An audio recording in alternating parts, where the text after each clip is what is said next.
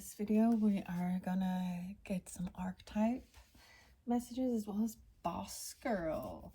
All right, so I'm gonna shuffle these archetypes. Just give them a couple shuffles and just get a few of the cards. I will most likely be reading out of the book. Just so you know, they're Wild Unknown Archetypes by Kim Kranz. All right, we got a stack. The Eternal Child. Yes. But the Orphan as well. We're going in flow. 4-5. This came up sideways. This is about seeking truth. The Orphan. There's a flower. Alethea. This one is about seeking truth, but it is sideways. Thanatos. The web. Wow. The hunter. And the poet. 9-7. 97. The hunter and the poet. Taking action, the hunter and the poet. Wow, so we got 5 cards. All right, let's get started. Under there, I see the healer. The healer. Wow, this is really, it's like an opal, a fire opal. 25. Okay. Very, very interesting. Let's get started with the child, the Eternal Child and the Orphan, okay? I believe the Eternal Child is the 3rd. Nope, this is the 4th card. The 3rd is the Starborn. The Inner Child, the Child of Joy. 69. When you're in light, you're joyful, playful, accepts all, and magic. Very much the yellows. You see the yellow. This is going to be that solar plexus. Man, I'm talking about chakras again. But that's kind of the central that it is. And that child of joy. Even zodiac stuff would be more Leo. Energy, joy, romance. 5, the 5th house. The 5s. Okay, when in darkness, there's addiction, addicted, selfish, adrift, and burns out. Go deeper with Icarus, Peter Pan, Rumi's. Has anyone seen the boy? The archetype is so spirited that when its appetite for life is insatiated, it seeks spirits and substance elsewhere. The Eternal Child struggles with addictions of all varieties. There's like this hedonistic pleasure seeking. That's in the dark. That's addictions. Celebrity culture is based heavily on this archetype, as is the phrase live hard, die young, and the series of artists and musicians who died at 27. The 27 Club. The Eternal Child is connected to the timeless, ageless, and infinite aspects of life. It is radiant and fearless and seeks joy above all else and at any cost. It struggles being bound to an aging body with physical limitations in a world that demands attention to detail and logistics. The Eternal Child wants to nix all rules and responsibilities and go beyond what others say is possible. It wants to return, with plenty of friends, to the land of the free, where divine wine and creativity pour from the earth and sky. We all want to sip from the well of eternal youth, and this makes the Eternal Child naturally popular, perhaps even famous. The Eternal Child glimmers. It reminds us of what is possible, what is magical about this precious life. Okay? The orphan is next. This is the wounded child. I'm just paying attention as I see how I float it. I put this behind. This joyous child is maybe even up front. The orphan is the wounded child, the abandoned, the beggar. To study the orphan is to study the deep and challenging energy of our time. We are ever more connected, yet face collective isolation. The refugee crisis haunts our planet. Children are separated from parents, and the earth begs for our attention. We are in a time of universal orphanage of nature, of each other, of our own hearts. Take refuge in the fact that we all share this core wound and dilemma.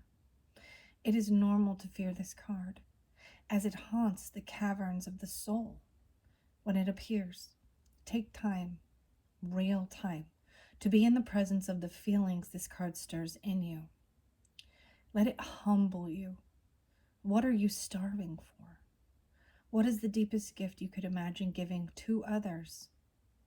What has been rejected is quite possibly what is most needed, dear one. When in light. Wow, I just saw that. Like, I see a heartbreak. I see an eye with a tear. When in light, there is deep solace and deep acceptance and deep love. When in dark, distance, hates and avoids, controlling and limiting. Go deeper with Mary Oliver's The Kitten. Here little kitten has lost his mitten. You naughty little kittens. Access the archetype through creative acts like drawing, painting, or writing. Keep it simple. Ask the orphan what it wants to draw, make, and say. Childhood core wounds. Tenderness beyond the tenderness is required. Imagine holding yourself in your hands. To recognize that each one of us fears rejection and isolation is to take one step towards the orphan. More kindness, always. Wow, and I don't know if I started with the Yogi Tea messages, kindness and compassion, even for yourself. When you act with compassion, you will never be wrong. Be giving, forgiving, compassionate, and loving. Be kind to others, but always be compassionate to yourself.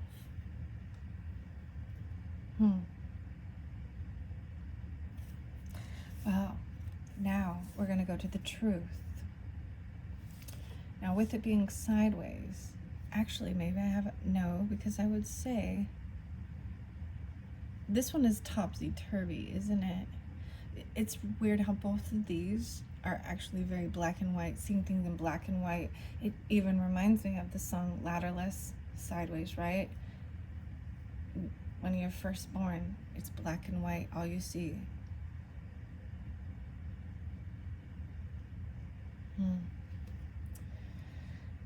Aletheia.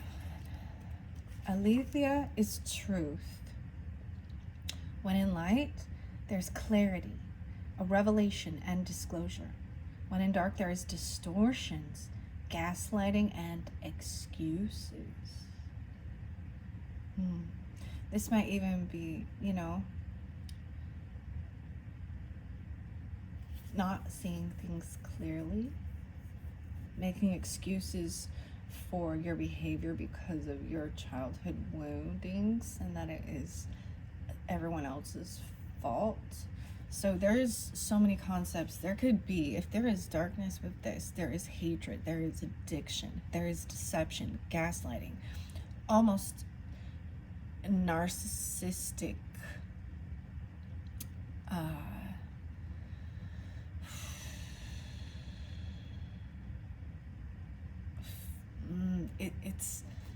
it's the type that plays a victim mentality. Huh. Okay. Our soul recognizes the truth when someone speaks it. A cool wave of relief washes over the room, and all the facts and figures in the world fall by the wayside. Such is the power of Aletheia. It has an undeniable resonance that goes beyond the rational. We can also recognize Aletheia by its contagiousness.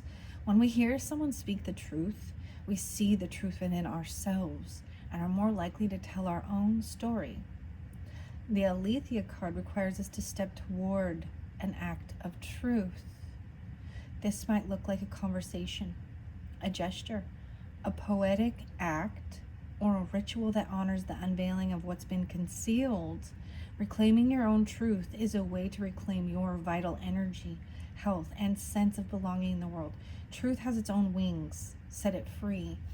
I find that interesting. It brought up the poet, and those were, you got the hunter and the poet. So, go deeper with the goddess Ma'at and Veritas. It makes me think of Project Veritas. What is that though? I'm just gonna say, I mean, they are the ones revealing some truth, or are they not? I don't know. That's some worldly stuff. Anyways, the goddess Ma'at, I probably pronounced that wrong, an Egyptian goddess of truth, justice. This is Libra, justice. Justice is blind. You know? Picasso said, we all know that art is not truth. Art is a lie that makes us realize truth. At least the truth that is given us to understand. It is said that the resonance of our voice changes when we speak falsity. In this light, practicing truth as a vibration. Okay, now we got Thanatos. Where Thanatos is after Eros? No, that's Agape. Death. Ooh. Oof. Look at that. The fear. The skulls. Now we got Scorpionic. So, Aquarius 2. Black and white. And then orange and yellow. 212 and 213. This is grieving, mourning, bearing witness to all that is.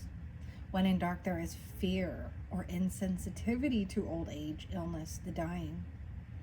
Go deeper, The Mower by Philip Larkin. It is tempting to oversimplify death and sum it up as transformation. But the true archetypal resonance of Thanatos cannot be easily assimilated or contained. Death is ongoing and omnipresent, an eternal response to the gift of birth. Witnessing the ending of another being, creature, phase, or stage has deep consequences for the psyche. We are forever changed by Thanatos. I keep saying Thanatos. Thanatos, as it sweeps us under its wings, making us relinquish control in every form. It leaves a mark of ash upon our heart, signifying we have touched the cusp of the underworld and will return to the land of the living eventually, with more compassion and wisdom to share. This capacity is needed in our world. One who has faced the annihilation of Thanatos can face anything. When this card appears, it signifies an initiation into the underworld. Facing death leads us to truth. Wow.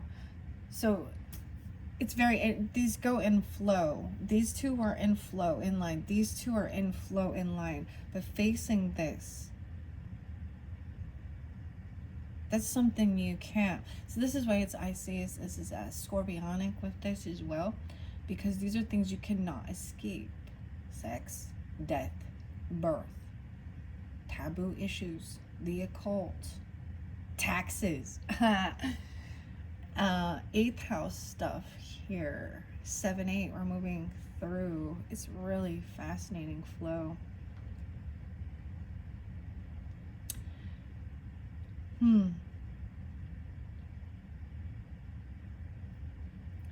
Feeling as an orphan. The hunter. Okay. There are those with a great gift for navigating Thanatos energy. Thankfully, we find these generous souls in emergency rooms, hospitals, hospice centers, and the like.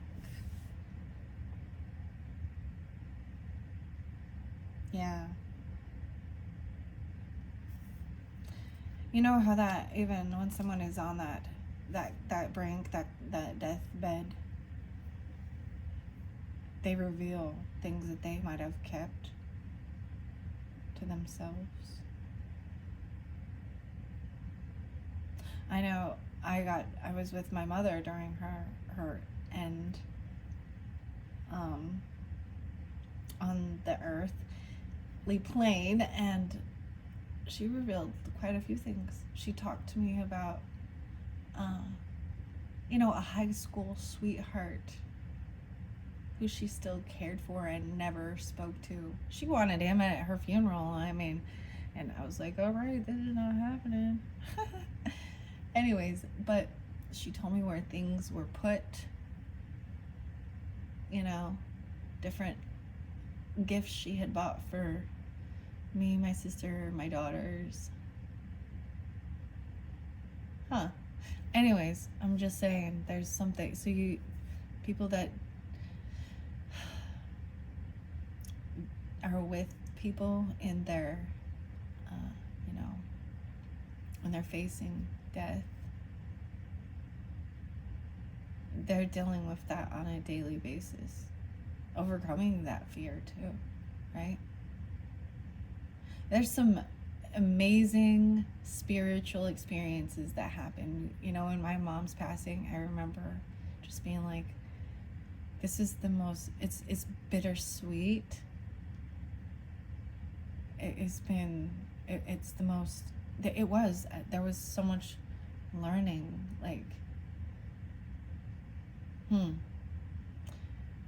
it was like this dual feeling of remorse, but also joy for her to not be in pain anymore.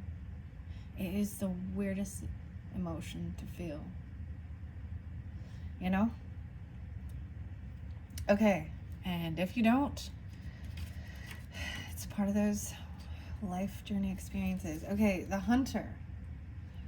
The hunter, number 9. The mirror. Okay. The shadow, the healer. The animal. I'm just flipping through. Here we go. The seeker, the pursuer, the predator even. It's like the hunter is like going after the poet even. Like he's on his horse here. Interesting. An arrow. Arrows. It's very Sagittarius. Taking that action. The hunter hunts. They are on a precise mission with an aim. To return home empty-handed would be to fail, which is not an option in the hunter's eye. This archetype will journey far and wide seeking the prize that calls to its heart or stomach. Tales of bravery and feats of strength often result, creating a life full of adventure. The hunter is skillful, quick, decisive, and results-oriented. Like the great hunting goddess Artemis, who carries her quiver upon her back, the hunter typically has a weapon of choice. When this card appears, it is critical that you ask 3 questions. What am I hunting? Why am I hunting it? Is the weapon I hold so tightly in my grip truly needed for the task at hand? 79 and 78. When in life, there's focused, energized, respectful, and seasoned. When in dark, very irresponsible, violates, violent, and poaching. Go deeper. Frida Kahlo's The Wounded Deer. When you activate the hunter archetype, you are aligning your energy with the great creatures of the world. The lion, the wolf, the tiger, the shark. Do so with care. With the predators. Study the Greek goddess Artemis. Notice her nuanced relationship to the moon, the earth, and the feminine. The predator honors its prey with a precise and skillful hunt. The hunter deeply reveres the life it aims to take. Wow, okay. Now the poet. The poet. 7. The artist, the witness, the truth teller. When in light, there's clairvoyance, wise, timeless. When in dark, there's harmful words, sharp tongue, thwarted creativity. To go deeper, spend 1 hour reading poetry, then 1 more. The poet is related to the shaman and the bridge. These archetypes hover in the meeting place between the everyday and the sacred. It is likely there is a poem or poet that was meaningful to you at a young age. Revisit and reread it now. Be open to its message.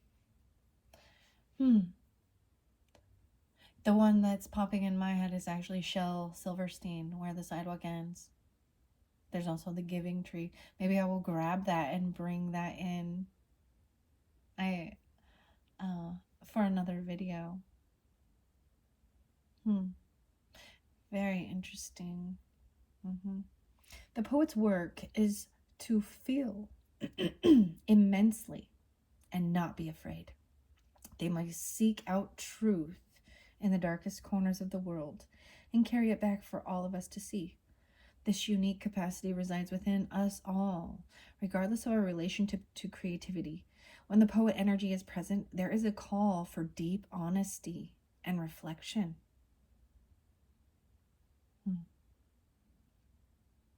Deep honesty and reflection. For seeing the big picture within the little one. The poet rides effortlessly between the personal and universal. It's possible that others may not seem to listen or care about the poet's work, but do not be discouraged. The words of the poet ring true for centuries to come, soothing the wounds of despair and violence that captivate our world. The poet's work is never finished. Find your voice and trust that the wind will carry it. Those are beautiful. 5 cards. Again, maybe even the heroine's journey or the hero's journey. The obstacle and the threshold. This feeling of being an orphan or abandonment. Seeking for some truth regarding death, regarding an ending. Hunting down even some poems, you know what I mean? Being focused and seeing the bigger picture. Wow. I think I'm going to actually include some spirit animals with this from Jody Bergsma. Spirit animals, elk, nobility. Celebrate your accomplishments with humility. You are crowned with success. Powerful forces guide you. Your ability to conquer challenge is limitless. So, the eternal child. The eternal child. What did you do? Like, what did you do when you were 4 and 5? You know?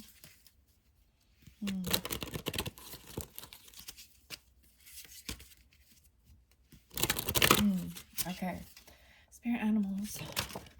Oh, there we go. Taking action. This joy, even. Now is the time to act. Opportunities are here. Move forward with confidence. Your talents will always help you land on the pinnacle. Your quick wit and keen senses will lead you to success. All right, anything regarding the orphan? Let's get a spirit animal message for the orphan. Oh, there's a lot. That's too many. I'm just going to flow all these through really quickly. A singer, humpback well. Sing healing songs for the world. Your inner navigation always guides you. Nothing can stop you or keep you from your goal. Align with your purpose and the power in your soul. That's so interesting because it actually makes me think of Annie, like Little Orphan Annie, you know? The sun will come out tomorrow. Bet your bottom dollar that tomorrow there will be sun. I see the big moon, the humpback whale, and singing. Huh. Okay, this is about truth, seeking truth. Fox and clever, you are swift and smart. Solutions to problems are easily found. Always listen to your instincts. Resources surround you. Be open for romance. Ladybug, good luck. Someone not feeling like they don't have luck. Good luck, Ladybug. You are a bright energy. Let worry go and be happy here and now. Feel good about being a loving and colorful you. You bless the world with color. Good luck. Now we've got some color. That was by the Thanatos, the death. Ladybug. Hunter. Play. It's like it's a play even. For fun.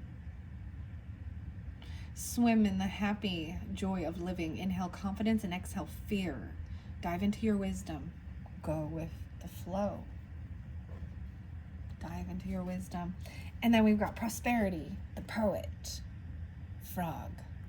Let go of the past and embrace change. Opportunities are close at hand. Hop into this new day with joy. Abundance and good fortune await you. There is a message, this action.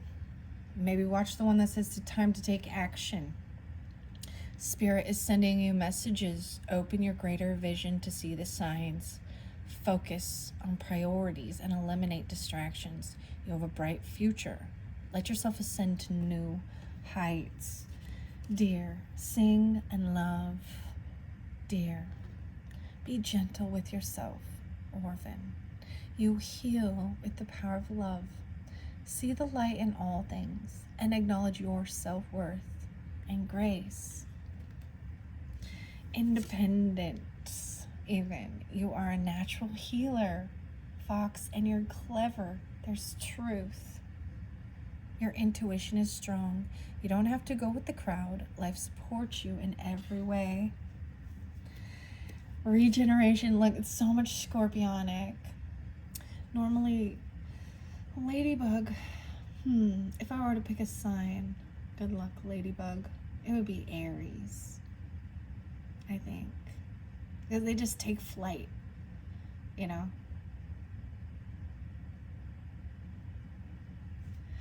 As a survivor lizard, you are unparalleled. No matter what happens, you can adapt. Embrace your transformation. Put on your new cloak. You're a master of regeneration. So even this energy of death, right? This could even be that there was a close call. You know what I mean? Like if someone received a second chance, a near-death experience that was life-changing and gave you a higher calling, a higher purpose. And hunting, even hunting, please don't be hunting the dolphins. But the predators would be the shark. But you got dolphin in play. This higher calling. You have within you all the courage you need. Let go of the past and reclaim your majesty. You will find success and contentment with those by your side. Make noble choices for your life and your tribe. Let's get one final for Frog and Prosperity and the Poet.